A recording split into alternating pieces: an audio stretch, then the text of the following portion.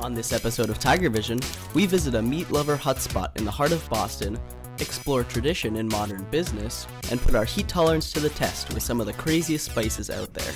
These stories and more this month on Tiger Vision. Hello and welcome to the first episode of Tiger Vision for the school year. I'm Evyatar Gershon. And I'm Lilly Hacsi. Since it's our first episode and it's so nice outside, we decided we would bring you this episode from outside our school. That's right. Tiger Vision is produced by TV Media Arts students here at Newton North High School. With each episode, we aim to bring you the best stories from our area that spark interest in our local community. First, business and friendship don't always mix, but for these two young entrepreneurs, that very mixture plays a key role in their success. Will Marsh tells us more. Many say that bacon is the best food, but is it best friend food? To answer that question, I went downtown to check in with two businessmen with quite a unique company. How's it going, man? Nice to meet you. The bacon truck is, it's all in the name. It's pretty simple. We are a bacon-themed mobile food truck and catering company. Yes, they own a bacon food truck, wrapped in bacon cartoons, and yeah, they serve a crap ton of bacon. But it's the story behind it that really creates the uniqueness. My partner JJ and I have been friends since we were freshmen in high school, and we've been pretty close friends ever since. And throughout much of our friendship, we've always been, foodies, I guess you could say. We kind of went our own ways. And when I graduated, I got on the phone with him after college, and I said, "Hey, man, you wanna give this food truck thing a shot? We've always been talking about it. Like, let's go for it." And he moved up to Boston. We started working on food trucks, and we did that for a couple years, and a couple years later, we got the bacon truck on the road. It's equal parts fun and challenging and equal parts exhausting and rewarding, but it always skews a little bit in favor of the good stuff, That's right, the bacon food truck that's wrapped in bacon cartoons that serves a crap ton of bacon is also owned and operated by two best friends. It's become increasingly a better partnership over the years. And, sometimes there's some bickering, and a lot of times there's a lot of, having a good time together.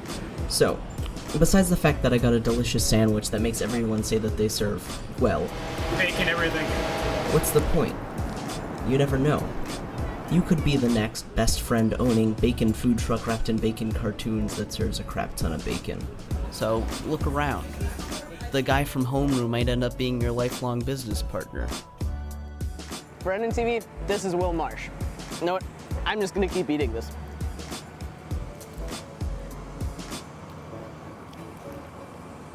This is so messy. Thanks, Will. And if you're ever in Rose Wharf, make sure to stop by the Bacon Food Truck for a great lunchtime BLT. Next, Teddy Everett brings us to a brick-and-mortar store in Boston that relies on tradition while looking towards the future. Technology today is all about what's next. Successful companies innovate to distinguish themselves from the rest. But that's not always true. Leica Camera is a high-end camera brand that has been around for over 150 years. They must be doing something right. I took a trip to Leica Boston and talked to Sawyer Flint to see if I couldn't get to the bottom of this. First, he gave me a snippet of Leica history. Leica was started in 1849. We switched to cameras after starting in microscopes in 1914 because of a nice guy called Oscar Barnack. He actually used to take the 8x10 cameras over the fields and wanted a test camera. So he developed a 35mm format so he wouldn't have to hold it, over the hills of Germany. So essentially Barnack, along with Leica, brought photography to ordinary people. That's certainly incredible innovation regarding the influence that photography has had on the world. But innovation doesn't have to come in the form of planned obsolescence as it does in most of the technology world. It's not just about what's going to come out next year. Now it's about how long we can make it last and adapt it to the rest of our line. So we have digital cameras made this year that still fit our lenses from the 50s. We've changed a lot. I think we've really challenged the rest of the industry to think quality in a digital camera. In a chaotic world, moving at light speed, Leica is just one of many companies observing tradition while still innovating. And after all, with the return of records, film, and everything analog, Leica's fitting in quite well, but also standing out. Thanks, Teddy. The Leica store is a great place to visit if you're ever looking for a picturesque spot downtown. Next, Kieran Wajsfelner takes us to the sweetest event in Boston, the What the Fluff Festival. I'm Kieran Wajsfelner here at What the Fluff, where everyone celebrates their favorite fluffy sandwich condiment.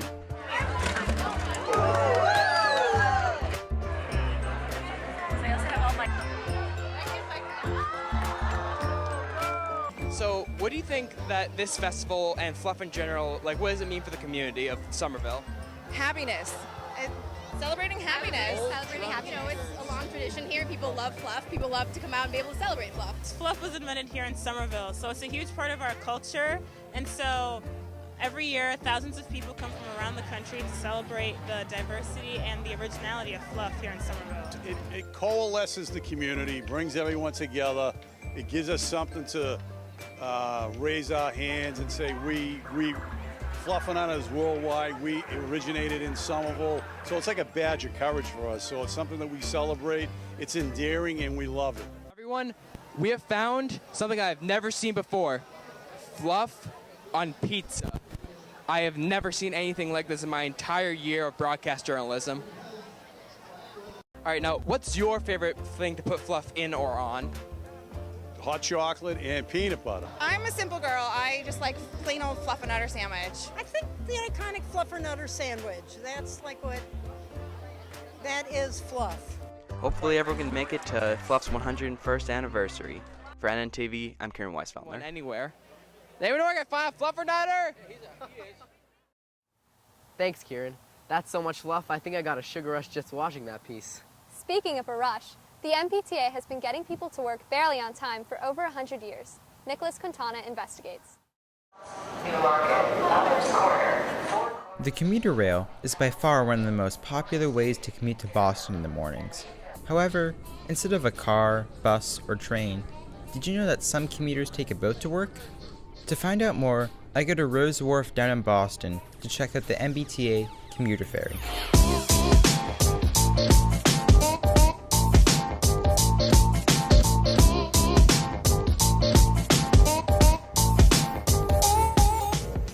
But first, a little about the history of the commuter ferry. What would become Boston's public transportation services started off in 1630 with a small family-owned ferry service. That's over 146 years before America became a country. The routes started off between Boston and Charlestown, and 1 year later they added a route from Boston to Chelsea. The Boston to Chelsea route ran for over 200 years, while the Boston to Charlestown route is still active to this day. Later, the MBTA would add routes to Hingham and Hull as part of an expansion to the MBTA ferry services. And this is the product of over 387 years of ferry services in Boston.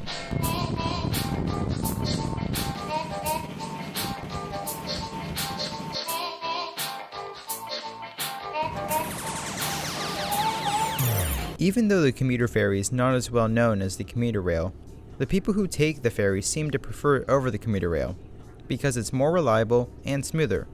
Don't believe me? Here are the people who take it on a daily basis.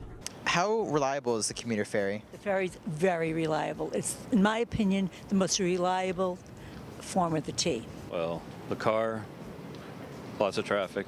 Bus, I don't even know if there is a bus. Train, it's not as reliable as this. I mean, we had a few days back in the winter of 2014, but other than that, on time, on schedule, with a friendly crew. So that's the commuter ferry, a Bostonian institution that has been sailing reliably for over 300 years. Reporting for NNTV, this has been Nicolas Quintana, signing off. Thanks, Nick. If you ever need a ride through the Boston Harbor, the MBTA boat has got you covered.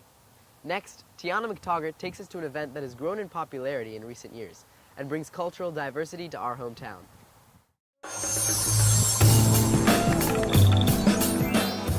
Last year, people from across the United States visited a small town of Newton.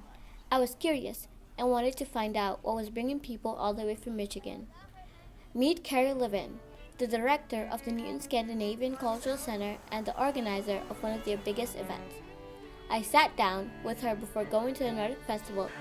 The Nordic Bites Food Festival is a celebration of Scandinavian and Nordic culture. My predecessor, the former director Christina Mealy, wanted to do this festival. She didn't know what would happen. They sold out a month in advance and had 300 people on the lawn. Carrie explained to me that the Nordic Festival history actually goes back 100 years. The Scandinavian Charitable Society, which is our parent organization, was first in Newton around that time. And over the years, different Scandinavian groups have held events here, and their food events and summer events were very popular, and those kind of gave birth to a larger festival. Along with such a large festival comes with all the preparations. Carrie gave me a taste of what it's like to plan an event such as this one. There is very little sleep leading up to the Nordic Bites Food Festival. There really is endless list making and planning and ordering, contacting vendors. Some of these volunteers include Serku from the Finlandia Foundation, who has been going to the Nordic Festival ever since it started. This is called korvapuusti in Finnish, but it's a cinnamon bun, and it has cardamom and cinnamon in it. The Nordic Festival showcased the food and entertainment that the Nordic cultures are known for. This year you'll definitely see salmon and whitefish and maybe some shrimp as well. There is actually some really interesting flavors happening this year at a couple stations. At our Finnish station, you will, if you're daring enough, be able to try reindeer sausage. And also at our candy station, which is going along with the tradition that Swedes have of having sweets only on Saturday. In addition to the food and candy, you can also get a taste of the Nordic culture through traditional music and even a Viking battle. A group of young musicians that have a sextet called Night Tree, and they have upright bass, accordions, there'll be some fiddles, and they have a really great fusion of traditional Scandinavian and Celtic music, and it just really gets the crowd going. And beyond that, we also have the Boston Irish Vikings, which have an encampment, and they'll also do at 2 o'clock a big battle on our front lawn.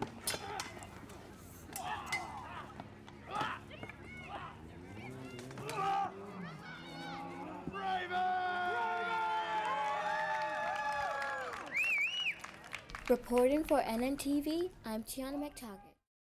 Thanks, Tianna. Check out the Nordic Bites Food Festival next year right here in Newton. And lastly, Ben Feldman puts his heat tolerance to the test as he investigates different ethnic spices with Guy Rabinowitz, an Israeli chef.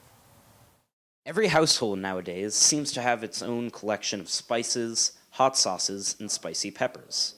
But how do other people and chefs use these spices to make their foods taste better? I talked to local Israeli chef Guy Rabinowitz to learn more about spices in cooking. Some foods need more spices, like if you cook a chicken, if you grill a chicken, it's always recommended to add some kind of a spice to it, or even a blend. So it all depends on what I'm cooking or what I'm preparing. So I have here a few examples. This is called hawaiiage. It's a mixture that came with people from Yemen, and I love it. I brought it with me. You can see a lot of turmeric, a little bit of salt, I would guess white pepper, and so forth. This is called zatao. Zatao is a small bush that grows in the Middle East. You can see that the green parts are the plant itself. The white parts are sesame seeds. Guy then took me to the freezer to show me another one of his spices. Chicken barbecue seasoning. The next time you use spices, think about Guy Rabinowitz, the master of spice. For NNTV, this is Ben Feldman signing off. Looks like it's time to cool off, Ben. Stories are everywhere, and they need to be told.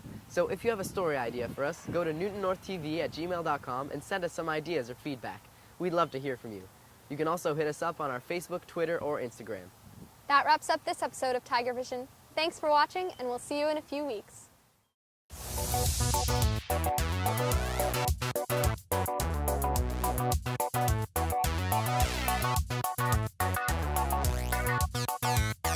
Bye.